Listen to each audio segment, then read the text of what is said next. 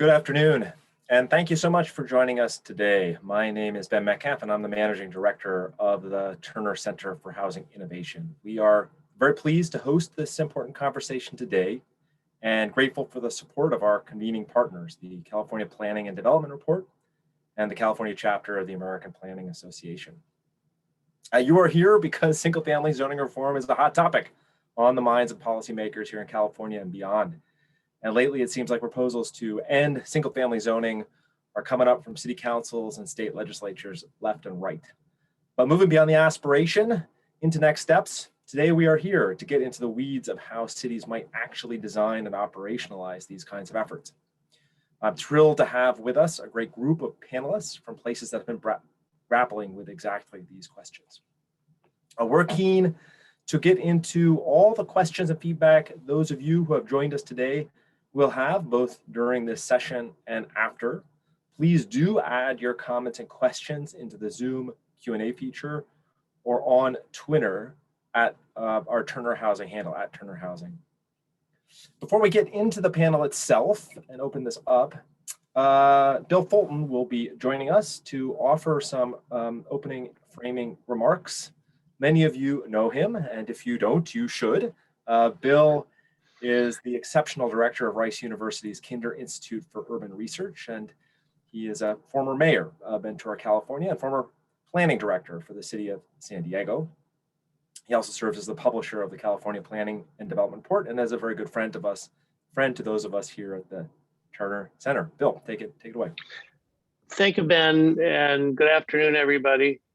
Bill Fulton here.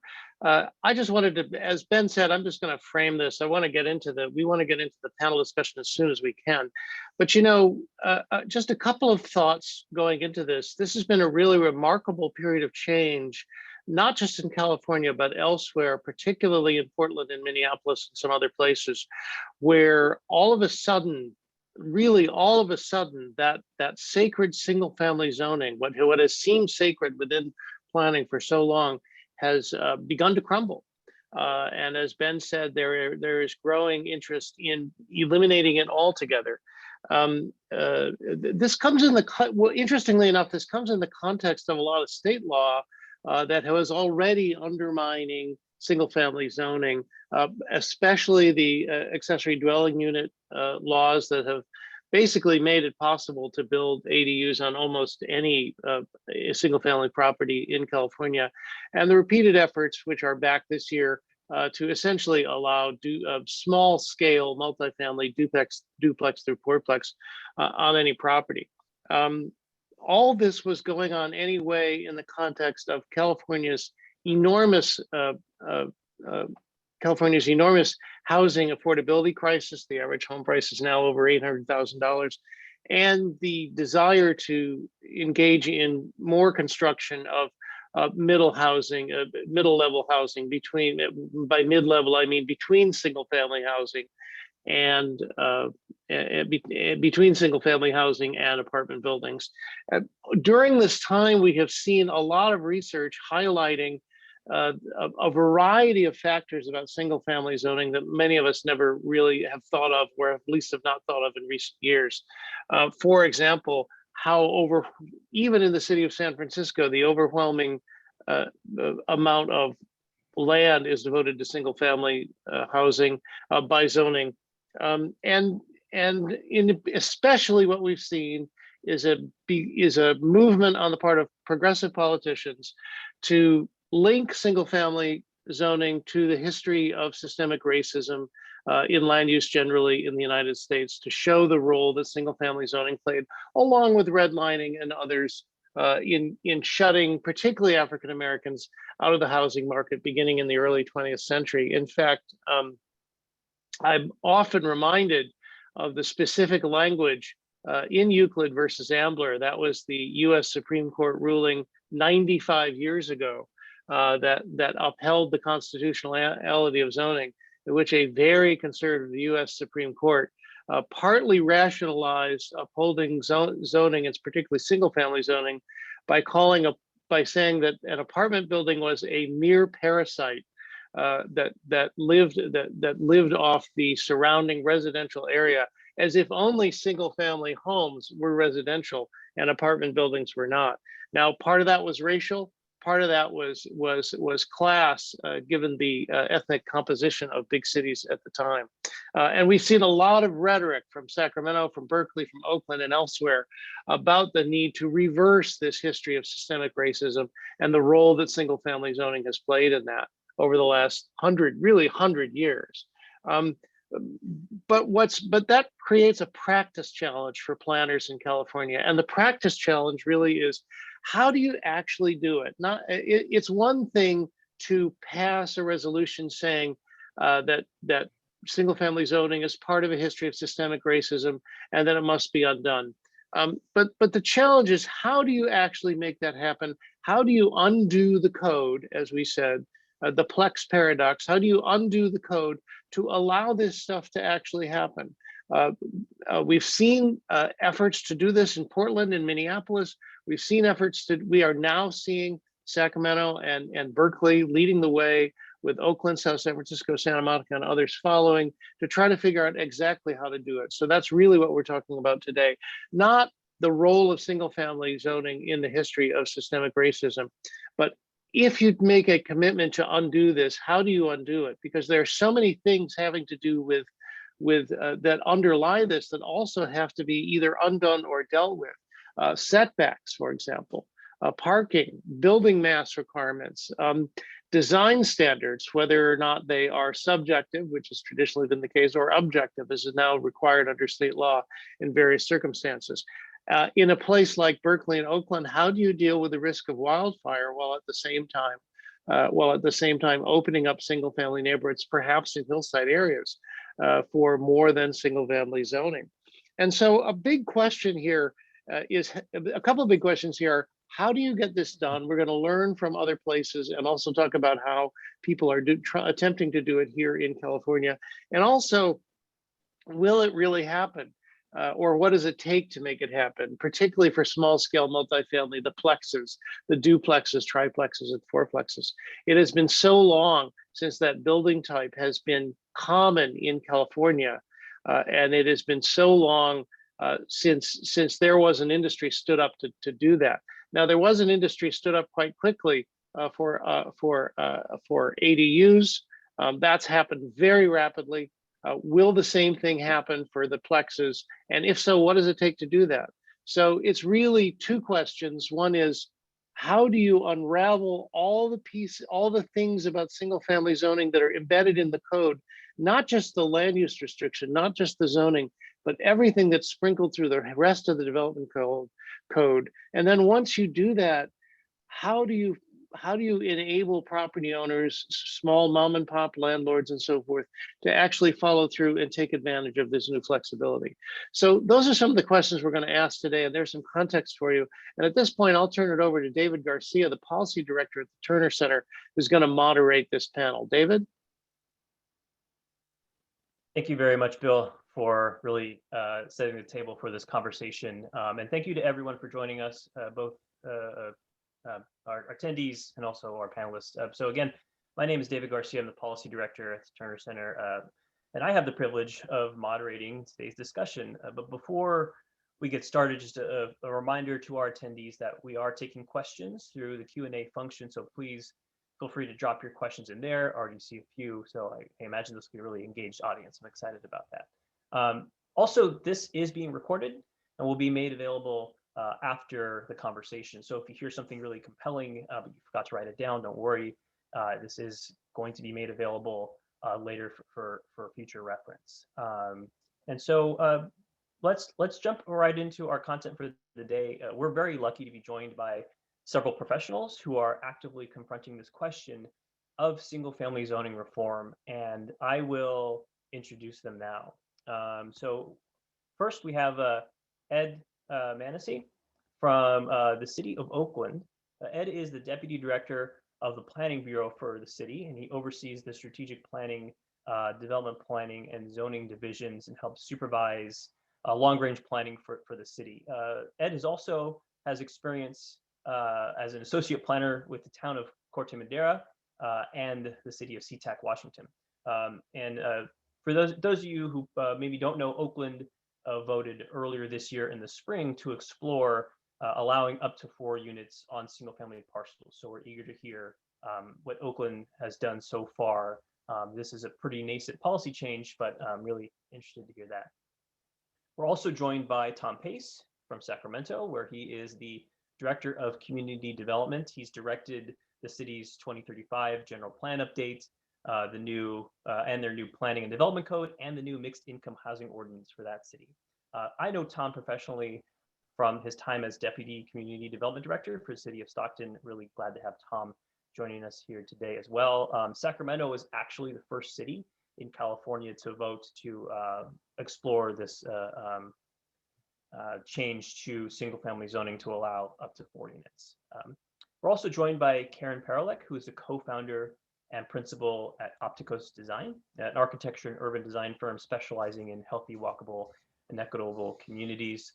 She's also an author. She co-authored the book Form-Based Codes, a guide for planners, urban designers, municipalities, and developers. And she is also the pioneer, one of the original pioneers of the whole missing middle typology conversation. And so we're eager to have her be a part of this conversation too.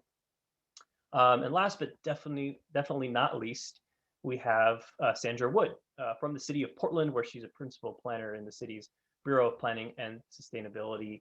She's managed more than 15 projects to amend Portland zoning code and has worked in both long range and current planning since 1995. And so we're actually going to start with Sandra. We've asked her to join us to really talk about what is happening in Portland. Bill alluded to this earlier, but Portland has been working on this question of single-family zoning for some time through their residential infill program and other initiatives. So we asked Sandra to talk a little bit about their experience so far and also discuss some of the challenges, barriers, and the lessons that California planners can learn as we engage on this topic as well. So I'm going to hand it over to Sandra, who's going to walk us through that presentation. So Sandra, please take it away.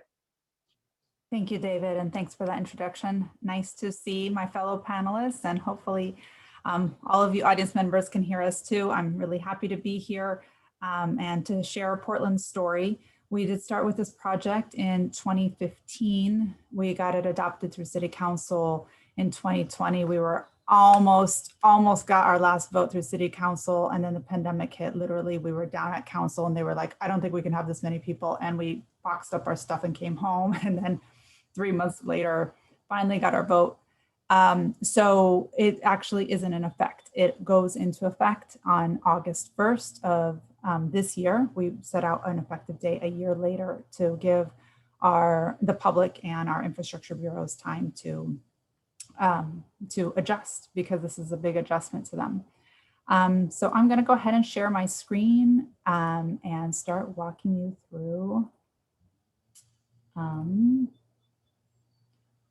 our story.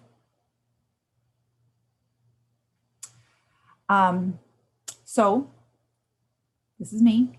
5 things I want you to take away from today's presentation, if nothing else, is that are these 5 things. The residential info project in Portland basically rewrote Portland's single dwelling zones. We have 6 single dwelling zones. The most prolific are the ones that are listed on the slide. And we really wanted to encourage less expensive housing in these zones. Number 2 is that we have allowed 4 units on most lots, and up to 6 units of half of those units are affordable. So in general, it's going to be up to 4 units. The third thing is that we've applied size limits with a sliding floor to area ratio scale. And that is a new introduction to the single dwelling zones that we haven't had in the past. The fourth takeaway is that overall, we measured displacement throughout the city, and that this policy proposal decreases displacement citywide. And finally, as I mentioned, this goes into effect in August, so we haven't seen exactly how the market is reacting, though we have seen some more interest in buying and purchasing properties. That, of course, has a downside to it.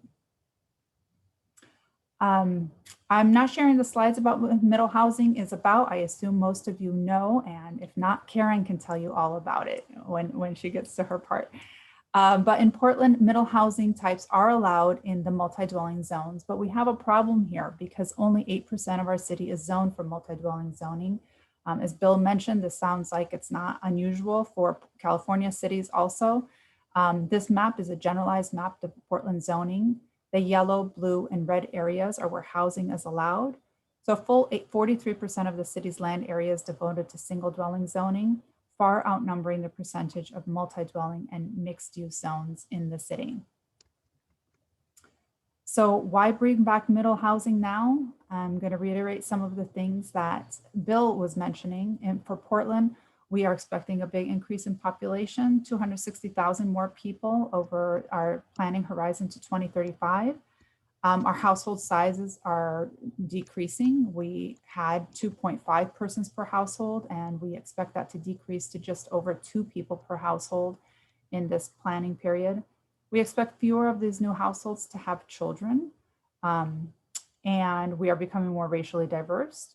And we've also heard a lot about aging in place and when population's getting older, wanting to stay in the neighborhood. When we started this project in 2015, demolitions were on the rise. They have decreased quite a bit, especially because of the pandemic, but this was a major issue that was on our plates. This is probably not a surprise to you also. We heard concerns about the size of new housing, especially compared to old houses. People were really disappointed when a small older home was being demolished to make way for a big new one. This spurred a lot of conversations about demolition and spurred a program started for deconstruction requirements in the city of Portland that applies to all houses from 1940, built 1940 and before. And of course, Portland's becoming less affordable. I'm going to show you a series of 3 slides here. The map shows home sales that occurred in a specific year. This one is from 2000. The blue dots represent the houses that were affordable to those earning 100% of median family income. And the brown dots shows the houses that were not affordable to those earning that same amount. We have a lot of blue dots in 2000, meaning it's much more affordable.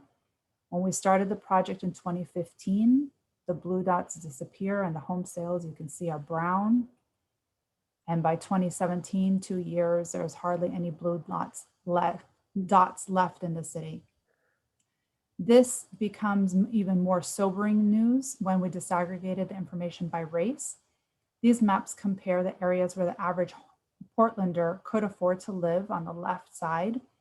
The light gray color is the census, not even census tracts, blocks, I guess, of where an average Portlander could live. But in comparison to the average Black household, they basically couldn't afford to live anywhere in the city and were being pushed out to the suburbs, if not beyond. These data points, of course, led us down a path of wondering and wanting to know, better understand how race played a role in our planning decisions in the past. This was about the time when Richard Rothstein's Color of Law book was published, and we were all reading that and attending Richard's talks throughout the country. So as a side project, our colleagues started researching, and they published this document called The Historical Context of Racist Planning, How Land Use Planning Segregated Portland. And so we looked at the original single family zoning from 1927. Those are those yellow areas. And we compared those yellow areas to what the outcomes were and to see if those outcomes still persisted today. So first, before I go into more contemporary data, we compared those areas, they're outlined in black on this map, to the Homeowners Loan Corporation map from 1937. So this showed that most of the single family zoned areas, there were about 15 of these neighborhoods, were classified as green, best, or blue, still desirable. So none of them were redlined, in other words. And we looked at how that impact of this racist practice is still present in today's outcomes. These areas are still predominantly white. They are definitely more affluent. And the residents of these areas are, of course, at much lower risk of displacement than other areas. So how does one go about reintroducing middle housing into your zoning ordinances? I think this is what we really want to get to today. One of the things that you'll need to do is really set your goals. We had many goals for this project, and they're shown on this wheel here. But the importance of each of the goals ebbed and flowed, partially because of our 5-year span for the project, and partially because the project was really spurred by different community groups that had different objectives. So one of the things I feel like we did well was to give the Planning Commission time to debate what they were trying to accomplish with this policy. I can't remember if we did it right before the public testimony or after public testimony, but we really set aside like a 2-hour chunk of time for the commissioners, there's 11 of them, to talk about what they're trying to accomplish as a group. We knew that they would be lobbied by community groups that had very different objectives, from, we need to reduce demolitions and reduce the scale of houses, to we need to offer more opportunities for people to live in single dwelling neighborhoods. All of the objectives were good, but had, of course, multiple outcomes that we needed to be aware of. So we gave the commission that opportunity. They landed on the priority goals being of creating more housing options, and less expensive housing. And that really set the stage for their conversation and their amendments. And then also City Council did not deviate from those main project goals. Now I'll share the actual proposal. There's going to be 6 proposals that I'm sharing. The top 3 on this list are really the core of the proposals: what housing types are allowed, what the size of those structures are, and what geographies would we be allowing these housing types. If I look back, I think probably 80 to 90% of the conversation centered around those 3 questions. But I know you're all planners, so I wanted to share with you the details of the bottom 3 proposals about building design, public realm, and accessible units that are also part of the proposal. So the first change was that we increased the range of units, making 4plexes available on all lots and allowing houses to have 2 accessory dwelling units. Portland has allowed accessory dwelling units since I want to say 1990 or so, for a long time. So we have a long history of that, the gentle infill, if you will. So this shows the gamut of housing types that would be allowed now: a house with an ADU, a duplex, a triplex, a house with 2 ADUs, that's a new typology for us. A duplex with an ADU is also new typology, and a 4plex. And we kind of held strong on our ADU program, partially because our infrastructure bureaus are all tuned into that, and ADUs have a bunch of exceptions for not just building codes, but also for fees that they pay for system development charges. And it's kind of a sweetheart deal, so we don't want to mess with that too much. The second part of our proposal is to set a maximum floor to area ratio for each structure. We built in a sliding scale so that the size of the building increases with additional units. For Portland, we have a lot of 5,000 square foot lots. I should say many 5,000 square foot lots. And in our new proposal, a house will be limited to a 0.5 FAR, which equates to 2,500 square feet, a duplex at 0.6 FAR, so showing there the 3,000 square feet, and a triplex and 4plex at 0.7 FAR, 3,500 square feet. This is a great approach because while you get more units, they continually get smaller. And when they get smaller, they get less expensive. And so you get to hit a broader range of price points. The policy also includes a size bonus for either providing an affordable unit or for preserving a house and converting it to more units. This size bonus conversation took a lot of time also because there were so many interests at the table. A lot of times people were advocating for, why don't you give it a size bonus or a unit bonus if it's affordable, if you're preserving trees, if it's higher energy standards, if it's painted pink, I don't know. anything you could think of, people wanted to provide incentives for the public good that they were advocating for. So that took a while also to hone in on when is it justifiable to provide either a unit bonus or a size bonus. And the Planning Commission landed on an affordable unit or preserving an existing house, because the preservation of an existing house and internal conversions was something that there was unanimous support of in the community. When we reached City Council, the housing advocates and the Anti-Displacement Coalition called for adding a deeper affordability bonus, which is shown in the right bubble callouts on this slide.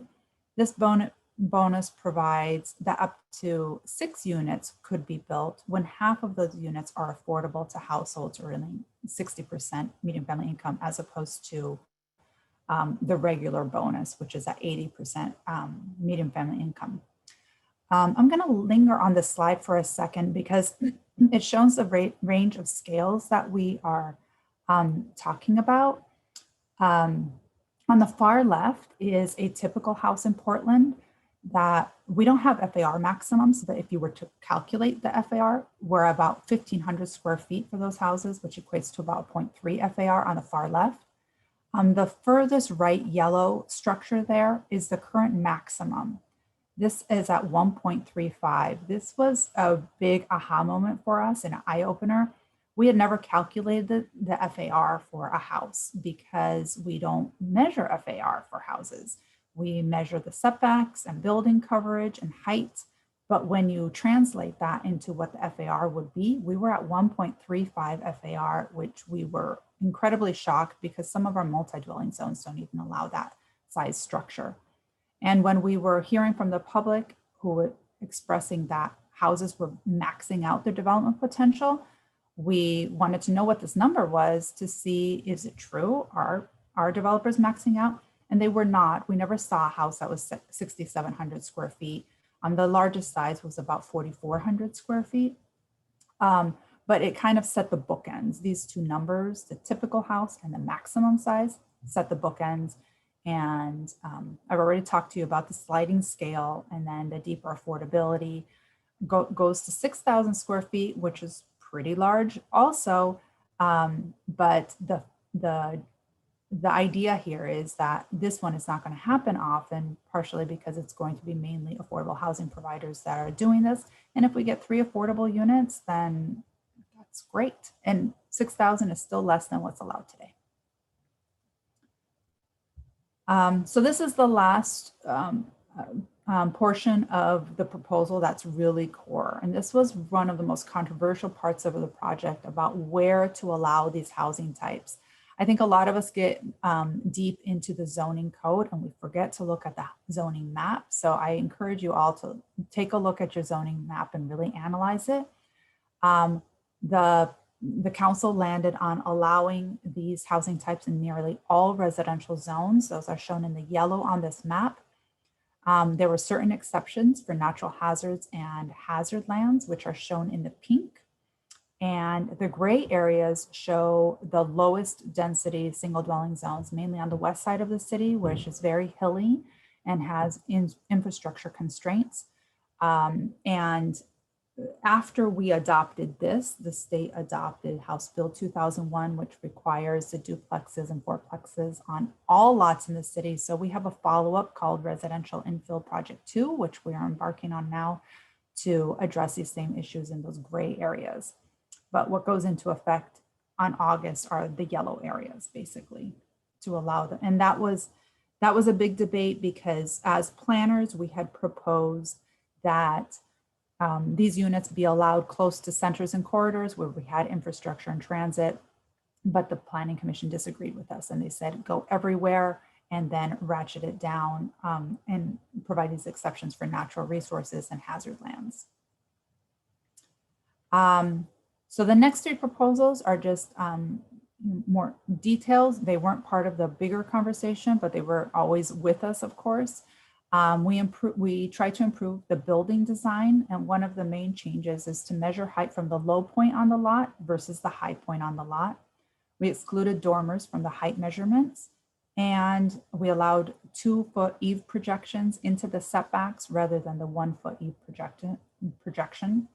The 3 bullets on this slide, I just wanted to share with you because we already have some design regulations in the zoning code. They're not advanced with this proposal, but they're already in place. And those are limits on the placement and the width of garages, where the main entrances are, basically facing the streets, and that 15% of the front facade have windows on them. We also improved the public realm. One of the conversations was about what are we doing about parking? We eliminated minimum parking requirements. We did not change our maximum parking requirements, but we did take a stab at limiting where parking could be located. And that's what this slide shows. Finally, there was a lot of conversation about aging in place and how some of these units could be more accessible. So the requirement now is that if a developer is proposing 3 or more units, that automatically triggers accessibility standards, not full ADA accessibility, but something similar. Basically, we want the unit to be visitable to those in a wheelchair and so it includes a no-step entry, a wider doorway, a ground floor bathroom, and a ground floor living space. We're trying to actually take this out of the code and put it into the building code, but Portland doesn't control our own building code. It's the state building code, so it's always a harder lift to have them change things. So I'm going to switch gears for a second. What time is it? It's 12:30. I'm going to go through this really fast, and then you can ask questions because I think we want to get to our panel. We did economic and displacement analysis. And the first part of the analysis found that the combination of these proposals, reducing the scale and allowing more units. So this is a downzoning and an upzoning. But what we found is that it will significantly reduce the cost of housing for the additional housing types. That's because smaller unit sizes are less expensive and because the land costs are defrayed across more units as opposed to one. So where a single family house on a 5,000 square foot lot in a neighborhood might be affordable to those earning 170% MFI, like that left picture shows, if you build a duplex on that same lot, it'll be affordable to those earning 110% MFI, and a triplex to 90% MFI, and a fourplex to 80% MFI. So less expensive units was a huge win. The next piece of the analysis was economic feasibility. Where does it make an economic sense for these units to be built? And we needed to do this to figure out what the effect on displacement would be. So here we saw upwards of 24,000 additional units were possible. This would result in a relatively small increase in demolitions, but with more smaller units, the average cost was reduced to 50% by 50%. So we got really excited about this. The Planning Commission got really excited about this, but this led to one of the missteps, and one of, I think, the lessons learned for us is that in our rush to complete the economic analysis and get the information out there, we failed to tell the bigger story and to really understand the numbers. So the economic report, which is the left side of the bar, was a supply side only model that looked at return on investment to determine where redevelopment made economic sense.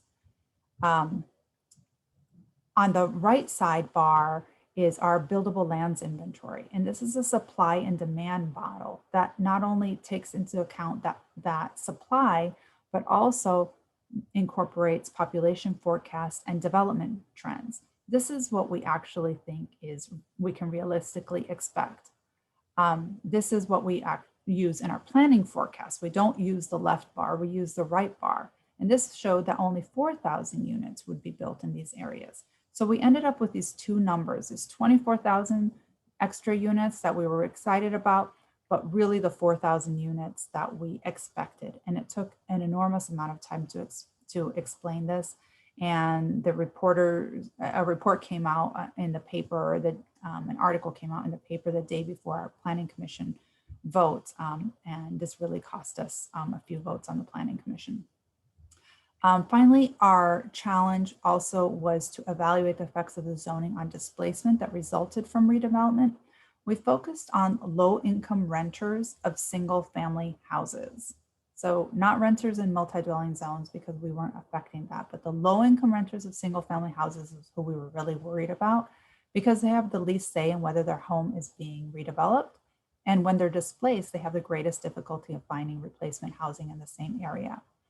So our analysis showed that we quantify displacement probabilities over the course of the 20-year planning period. This map only reflects the net change between the existing rules and the proposal, meaning that while displacement is reduced overall, displacement is still occurring in the city. And we found that nearly all census tract displacement was reduced, the blue tracts, but there were 3 neighborhoods that saw a net increase. Those are the red areas, and that totaled 75 households displaced over 20 years. That's 4 households per year. It wasn't a large number, but it wasn't anything either, and it spurred our anti-displacement effort coordination throughout the city. Again, the 5 things you should take away from this, and hopefully you got those at the beginning because I'm going to rush off of here. Lessons learned. This was something David was going to ask me, but I wanted to have a slide about this. We felt that keeping the topics of middle housing allowances and the scale together was imperative. We had pressure throughout the time to deliver something because the project was taking a while. And usually our commissioners in charge and the mayor were telling us to deliver the size of the housing early, but keeping them together helped us politically, helped them politically, and technically keeping them together also helped us understand the economics of it. Like I said, the downzoning, the upzoning at the same time, and how those numbers played with each other.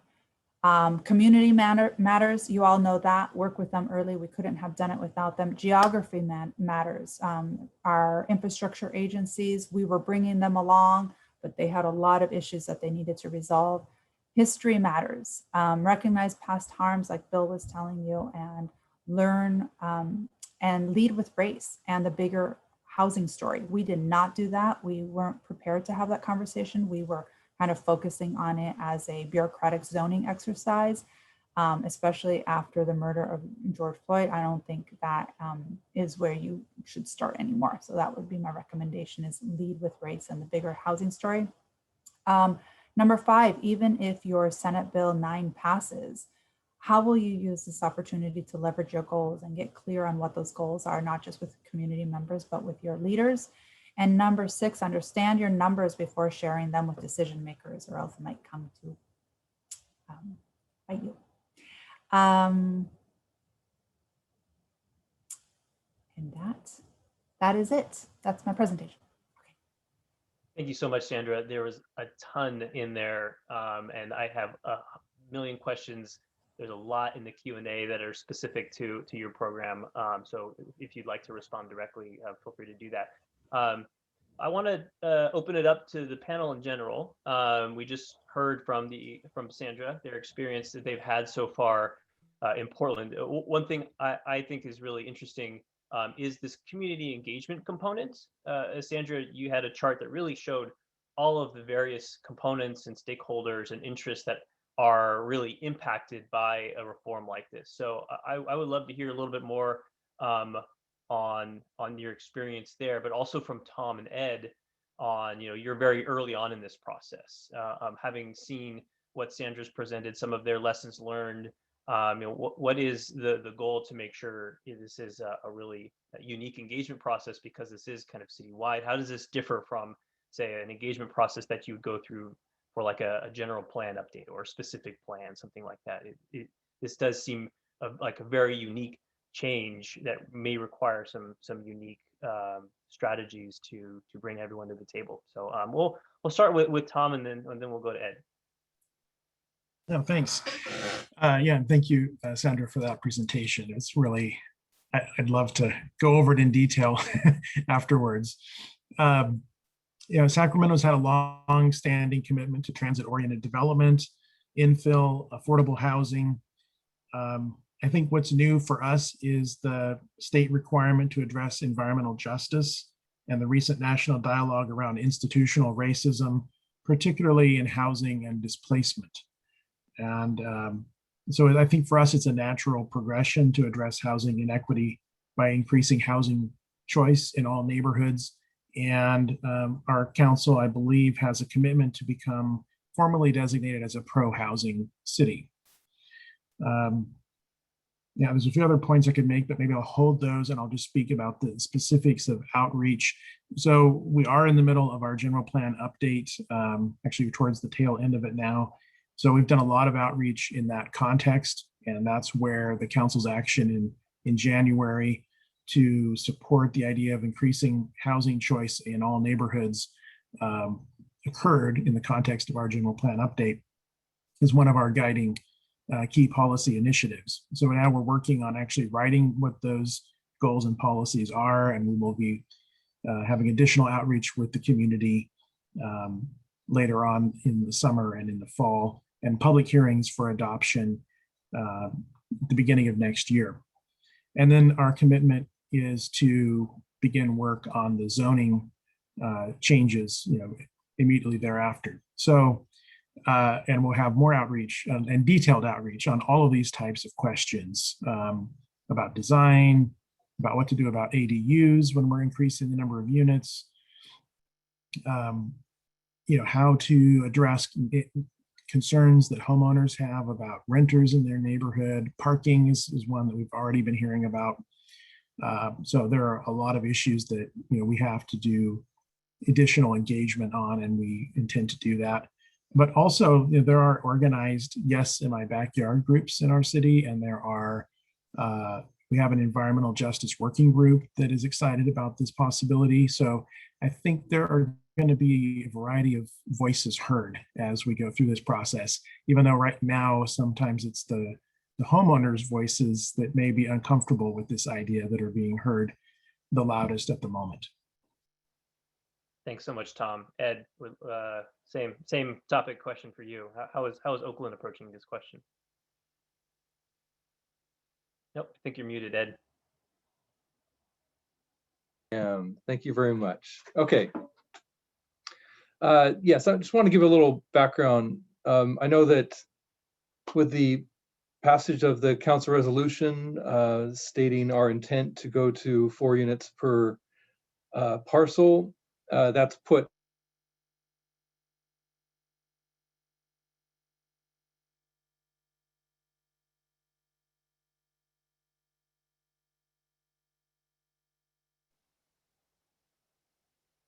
I think we may have lost Ed, or he's really deep in thought.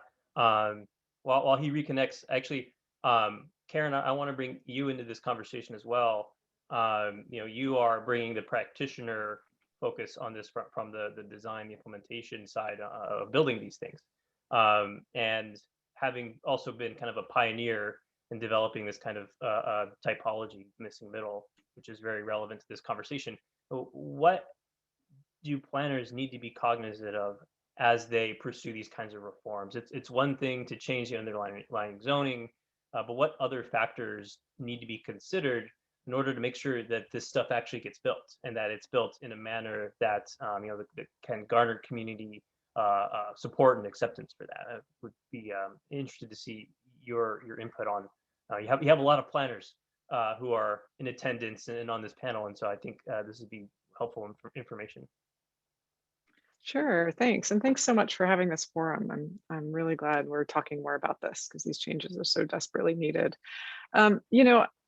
Anytime we work on zoning reform, we always work with a team that includes economists that are looking at the viability of development. And you have to do that. It just has to be part of your process, is that when you're looking at zoning changes, the work that Sandra showed was really impressive for lots of reasons, but taking the time to look at individual lots and to look at possibilities and what might happen, the way that they looked at what is the actual FAR of a single family zone, like digging into the details, and you're not having to do it across the entire city, but even taking some samples and looking at what is the doing pro formas, having somebody on the team that's actually doing a couple of pro formas. What is the land cost going to be? What is the development cost going to be?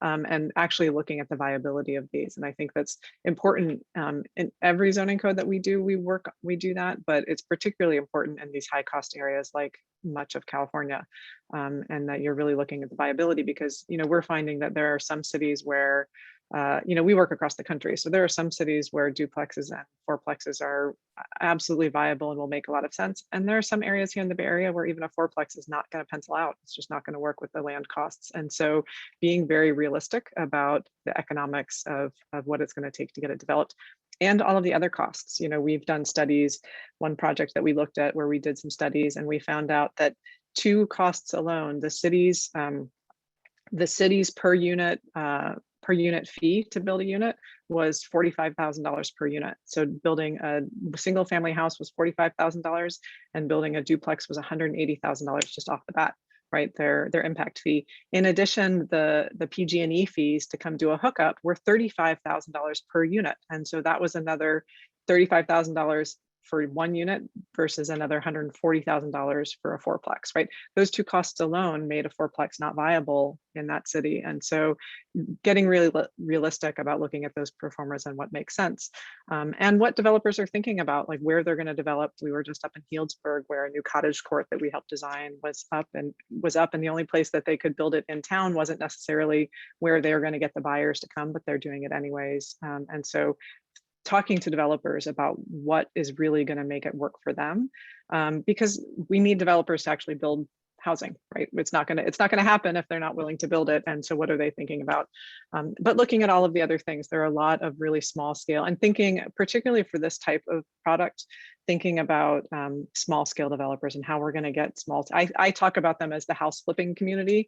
I think the community that in the past would have bought a house and renovated it and resold it is exactly the type of people we should be looking at for how do they take a single family home and add 2 units onto it? How do they add second stories? Or how do they take a lot and make a fourplex in it? It's those small scale developers. And so things we have to think about are I think the objective design standards are super important because it's going to make it much simpler for them to understand and get it done. And I think a lot about how a lot of cities have done processes where they've gone in for their small businesses to get small businesses up and running, and they've made it super simple. There's a one-page sheet. These are the things you need to get your small business up and running. And they have even special departments in the city for small businesses to come to get set up in the city. We need the same thing for our small developers. We need to make it really easy for them, maybe even have a different desk for them in the planning department where they're working with people that are really working to make it easy. Objective design standards are going to make it so much easier for people like that, where they don't have the overhead, they don't have the financing to be able to afford long carrying costs on the land. And so they have to be able to get it up and done quickly. And so having no discretionary process, but also looking at how are we making it simple? And so how are we simplifying the zoning codes? Bill talked at the beginning about the layers. How are we reducing all of those layers of zoning to make it actually simple for people to understand? And increasingly, how do we make it simple for people to do just like we did with the ADUs? How do we make it simple for people? There's a huge small business opportunity in this where people can become small scale developers. And if we can tie that into it, it's something else to consider, especially as we're looking at equity issues and ways for people to be able to own and develop land in their own communities, and be able to make money while doing that and providing housing for people. So lots to consider, but I'll stop there for now. That's an excellent point, Karen. That's often a concern that we have in these conversations is what industry is actually going to build this stuff, and how do we kind of create the conditions to facilitate the construction of these things we're spending a lot of time planning for. I want to welcome back Ed. Thank you for your. Hey, sorry, I lost my internet connection there. No worries. Dropped off mid-sentence. Soon we'll be able to do these things in person. Yeah. I want to shift gears slightly because it is complex enough to think about these changes, but we also are not in a vacuum, right? We have a number of pieces of legislation in California. We've seen this in Oregon as well, that kind of, I'll say, complicate some efforts to do local planning on this. In some instances, it may be an opportunity. In other instances, it may not align perfectly with what your planning goals are. So I'm interested, Sandra, your experience in Oregon. There was a series of bills there that happened concurrent with the residential infill program. But also, Tom and Ed, your thoughts on how you are able to consider what might be state law soon, but also what's been passed recently. There has been every year pretty important bills passed that impact what you do from a local perspective. So how do we bridge that those opportunities both from a local perspective but also from a state perspective? So Sandra, we'll start with you, since this is something you already had to deal with. Yeah, I think for us that we had started the residential info project a lot sooner than the state started to engage in the conversation. So we were well on our way to getting something adopted, and then the state passed House Bill 2001 that requires all Oregon cities over a certain size. So they largely mimicked what we had done, and we were providing feedback into that system. There's a few pieces that we haven't addressed, which is doing the lower density single dwelling zones that I mentioned, those gray areas on the map, which are one lot per 10,000 square feet and one lot per 20,000 square feet. And these are the areas we're having a really hard time with our infrastructure bureaus because there aren't services in those areas. That's why they're zoned so low density. The state recently, just in the last couple of weeks, has passed Senate Bill 458, which requires the city now to allow for land divisions for the middle housing types.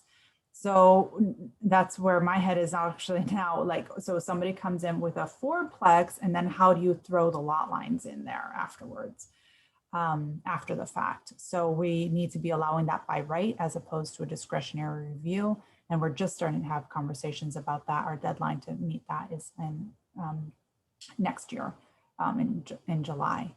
Yeah.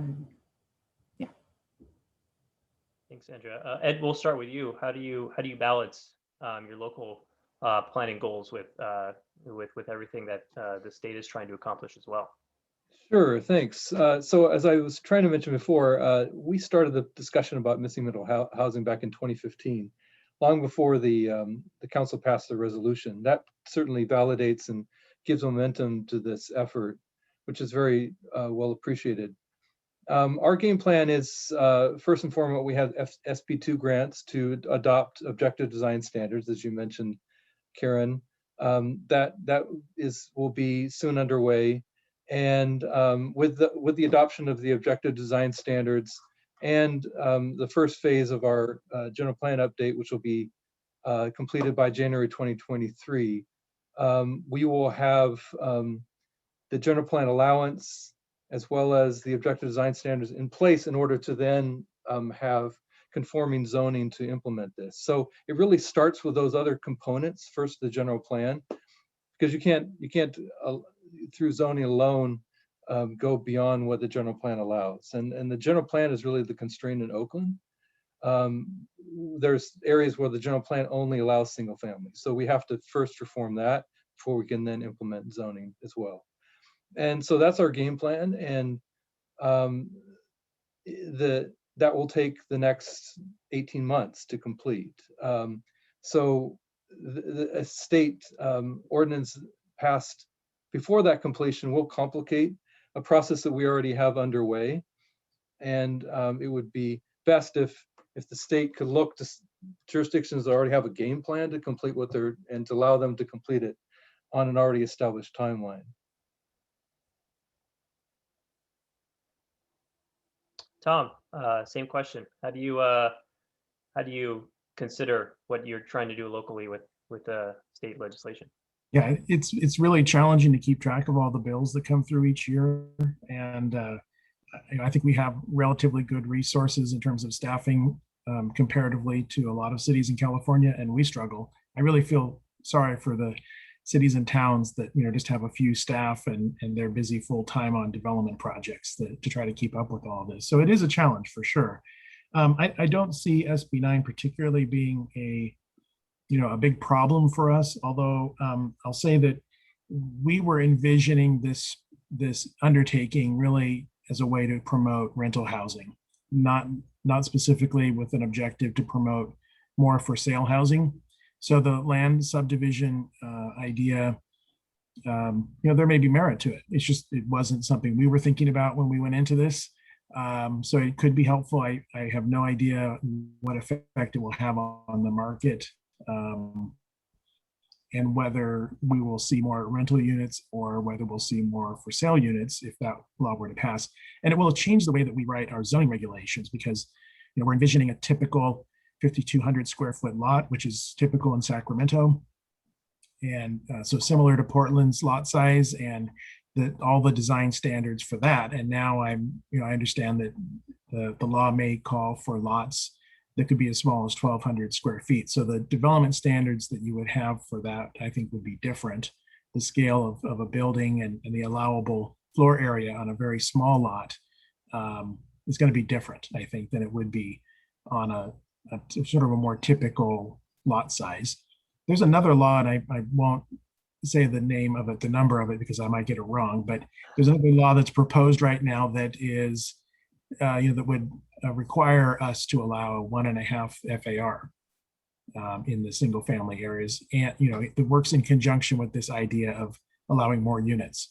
And, based on the research that we saw of what Portland was doing and just what kind of makes sense to us, that seems like a really high number for places that have lots of our size. It might make sense in a city like San Francisco that has 2,500 square foot lots, kind of a typical size.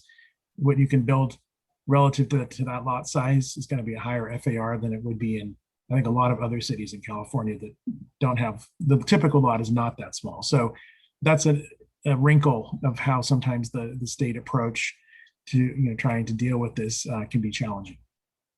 And that would be Senate Bill 478 for those keeping score at home. So just looking through the questions, we have a lot of them, which means we have a very engaged audience, which is fantastic. More than a few questions about parking, which is probably not surprising, given the tension we often have between building more homes and the cost and expense of adding parking. And so would love to hear everyone's thoughts on how do you address this issue. Not every city has the same transportation needs or patterns, and so what is the best approach to answering this question and finding that balance? Karen, you design these things. What, from your perspective, might be the best way to confront this challenge? Yeah, I mean, our specialty of missing middle housing came out of our focus on walkable neighborhoods. So, in our mind, it's always been tied to how do we create better walkable neighborhoods? And so if you're in a walkable neighborhood, you need more people living in those walkable neighborhoods. And because it's a walkable neighborhood, then you can use more room for housing and less room for parking. It was part of this whole puzzle. And I will say, I think, although I'm very excited the state is focusing on these housing issues because it's very important, and dealing with them at the local level can be very challenging. I also have some concerns because every community is a little different and you have to piece together how it works. With the parking, we generally don't recommend requiring more than one space per unit period anywhere we go. And part of it is also that what we're finding across the US, and Sandra mentioned this, is the diversity of housing, less than 25 by 2025. So in just a couple of years, less than 25% of households in the US will have children in them. And so, we're looking at households with many fewer people living in them. The number of single family households has skyrocketed. So this idea that every house needs 2 parking spaces is just not true in the majority of anywhere you live. So even if you're living in a place where you are car dependent, it is just not true that you're necessarily needing multiple cars in that household. The number of teacher forums I've done where single parent teachers or single teachers are teaching and trying to find a place to live where they don't have to have roommates. And they only need 1 parking space if they have to drive, and that's only in places that are not transit. So I think we need to get around this, get over this idea that every household needs, my sister she's a single professional woman, and she lives in a 2-bedroom house because she has a bedroom and then she has her office, right? So this idea that we need more parking for everyone, the demographics are just not proving that out. And, you know, we have to be concerned about certain neighborhoods where people still are, especially lower income workers who are still required to drive an hour and a half to get to work anymore because they can't live in the communities where they're working. You know, you have to balance those things out. But generally, you absolutely have to address parking. It is critical to the equation to be able to fit enough housing on the lot and to make, again, the numbers work. And we generally recommend 1 parking spot per unit maximum.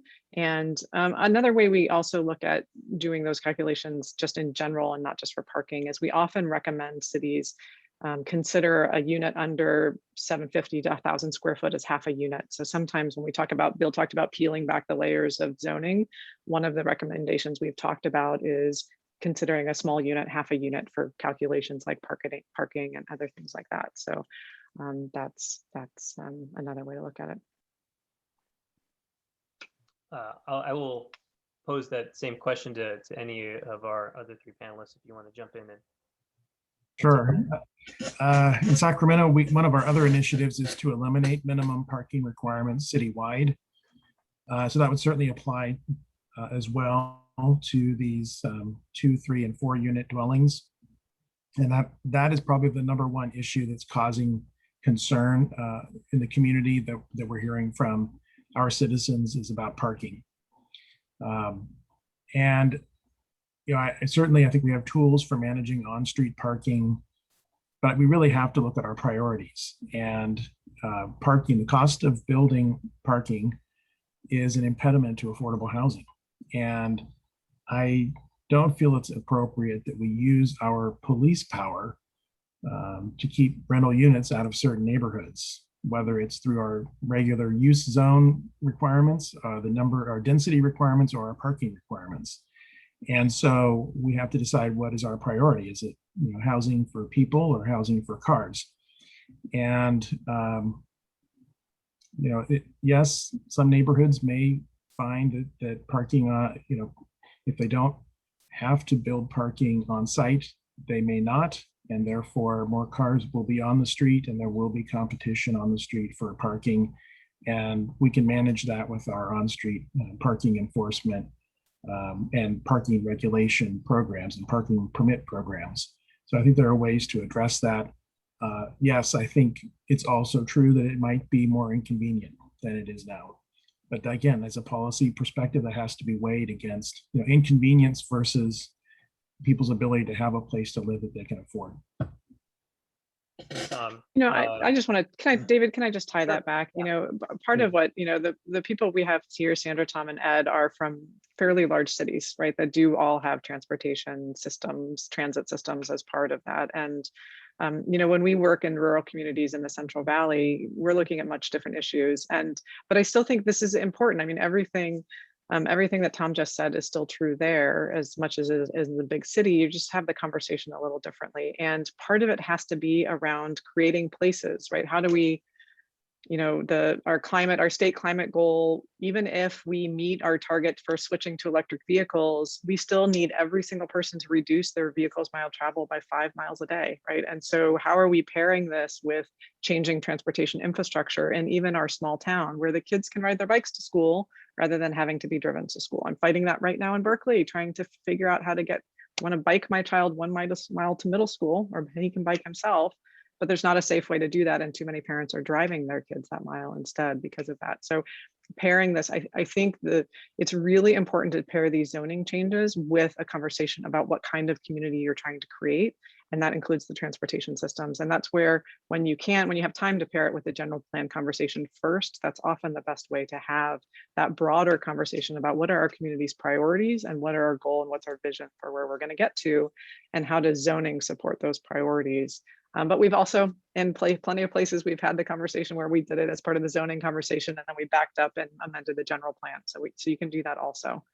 But I think you have to remember it's part of this bigger picture of the communities we're creating. And what are the other things we're doing besides limiting parking to make the different lifestyle possible?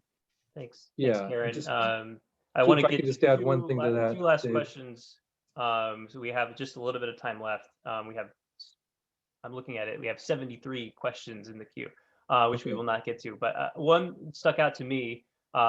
Ed, Tom, I'll toss this to you. But you know, we have pretty aggressive new housing targets as a result of our regional housing needs assessments. And so how do these efforts to reform some lower density areas play into your ability to meet your housing element obligations and ultimately getting more units built to meet those arena numbers? Is there a nexus there? Absolutely. We plan to tie in the missing middle zoning reforms into the housing element update. So those numbers that are likely to be produced in our neighborhoods will be included in our housing element numbers. We're also going to be doing a first phase of rezoning as part of that as well. So we expect by January 2023 actually to have many components of our missing middle housing actually in place as adopted zoning when we adopt our housing elements. So those numbers will be included in that effort as well. Yeah, in Sacramento, I'll say I think it can be very helpful for communities that are searching for ways to meet these really aggressive goals. In Sacramento, I don't think that we need to rely on this initiative to meet our land supply requirements, to make sure we have adequate sites. We have other ways to do that, and I think really, to me, it's a moral decision. It's the right thing to do, even if we don't have to do it. We're not being forced by the state to do it in order to accommodate the housing growth that we'll see in our community. But it still could be part of the solution. And I'm hoping that over time, just as ADUs, we're slowly ramping up with ADUs in our city, that we'll see a similar slow ramping up of uptake. And I think some of the comments made earlier, I think it was Karen who was talking about sort of the economic development angle of this, right? That we need an ecosystem of developers and builders and all the people necessary to make building these things feasible and possible. And that's an exciting opportunity too for equity to help disadvantaged communities maybe get in on that game and be able to benefit from it. Thanks, Tom. I'm trying to squeeze in two quick more questions. We have a few from for Sandra, really, which is on the affordable 6-plex or 6-unit option. I think there was a lot of questions on, what was there some financial feasibility done to show that was going to happen very often? When would be the case? And then also for Tom and Ed, is this a similar policy you're considering as well? A lot of groups would like to see that option included in some of these conversations to help potentially create deed restricted affordable units. So we'll start with Sandra. Yeah, we didn't do any analysis of that because it came up when we were way into the city council hearings, and basically the Anti-Displacement Coalition, the housing advocates, and all of the affordable housing providers were advocating for that. So we didn't really question it. It's really a product for their use, I think, for the affordable housing providers, and it's not a requirement for anybody else. So we don't have numbers on that. And the state density bonus will be available once these when the units are proposed. We may consider a local bonus that's bigger than the state minimum. So that's something we'll be looking at when we dig into this. Yeah, I'd be interested in knowing whether there would be market demand to do these. If the cost of providing that internal subsidy could be absorbed by the other units, or if it would only be a niche product that would be used by mission-driven housing developers or nonprofit developers that have other resources that could make those projects work. Thanks, Tom. We have a last question that came in from our panelist, Karen. She says, do we have time for a question about what to watch out for / be careful about when updating zoning? I think that's an excellent question for us to end on. So Sandra, you're almost there. This starts out in August, but anything you would offer to that question? I think in retrospect for us, and I didn't go through the evolution of how we evolved from, gosh, we should allow duplexes everywhere to fourplexes and sixplexes. It just, I think in retrospect, we got a little too persnickety with the types of units on the site. And now that we're trying to do it for more zones, we were like, why didn't we just do 3, 4 units on site as opposed to a duplex with an ADU versus a triplex? And what's the difference between the two? And some of it has to do with how our building code is, and a triplex being considered a commercial structure with sprinkler systems required versus a duplex that is still under the residential code. In retrospect, I wish we had been more simple about that. Actually, I think that's a great, I wanted to add something, a couple of things. One of the things that we're looking at nationally is allowing, you said that your statewide set your building code. We really encourage to be able to allow local adjustments to the international residential code to allow it to be used for up to 4 units, because right now nationally, if you jump to 3 units, you have to go to the international building code, which is much more complicated and much more expensive.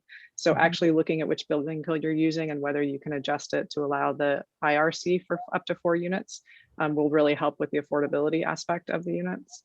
Another thing that I wanted to say is, and I think it's something, Sandra, that you all did, is you actually used building types. So you just didn't allow just a number of units, right? You actually used building types. And I actually think that's really a really important lesson, because what we're finding is that if you just allow more units and you use FAR and density, it's going to incentivize maxing out the unit size. Developers are going to go in and build the biggest number of units that are fee simple units that they can to be able to sell them. And I think that's where some of this lot split legislation is coming from, is being able to do fee simple lots where you can sell it. But we're a little worried that it's maximizing that, incentivizing maximizing units. And actually, instead in your building code, we actually recommend not using FAR or density for residential and using only building types. And the reason is that we want them to build a 4plex because they're smaller units, like Sandra said, as opposed to 4 large detached single family homes stacked on a lot. And how are we incentivizing a 4plex with a backyard in the back as opposed to 4 single family homes filling up the entire lot that are going to cost more? They're going to be $1 million houses as opposed to 4 smaller apartments. And even if that's a for sale product, it can be condoized and for sale. But looking at those, like, what are we doing to incentivize smaller units that are going to be more affordable, and doing building types rather than FAR? And for those building types, rather than FAR or density, we actually recommend maximum building width, maximum building depth, maximum building height, because then all of the variations in lot sizes that you get in towns, if you use setbacks, you never know what you're going to get. It's going to vary based on your lot and how all those lots change. And when we were thinking about the pushback from residents, like not wanting something in their neighborhood that doesn't fit, what they're actually thinking about is how big is the building going to be in the, and so we really, in our objective design standards and in our form-based codes, we say maximum, building depth, building height, building width, rather than setbacks, FAR, and density, and using building types. So you can have a 4plex or you can have a duplex. But I agree with you, Sandra, completely about not overcomplicating it. You don't want to have, 12, 14 different types. You want to try to minimize it to make it simple for people. But just so you know, those are all the things that we're seeing in the communities we're working in, that we're trying to make it so that the community is still a beautiful community for people to live in. Thank you, Karen. We're going to leave it there. I know we could probably spend a whole day. Maybe that's our next thing, is a full day symposium, because there's a ton of interest on this and really fantastic information from everyone here this afternoon. So thank you all very much. I want to hand it over to Ben Metcalf, who will give us some parting words. But thank you again to all of our panelists. David, my thanks to you for so capably moderating this fantastic panel. And I wanted to acknowledge Sandra, Karen, Ed, Tom, really insightful remarks, and also just express my gratitude on behalf of all of us for the work you're doing to advance these challenging and important housing policies. We are at time, but before we close, I did want to remind folks in the audience that 1 hour of CM credit is available for AICPP members. So don't forget to take advantage of that.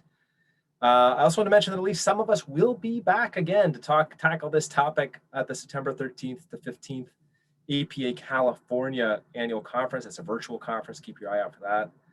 And of course, do sign up for the Turner Center's newsletter on our website. There should be a link in your chat on how to do that.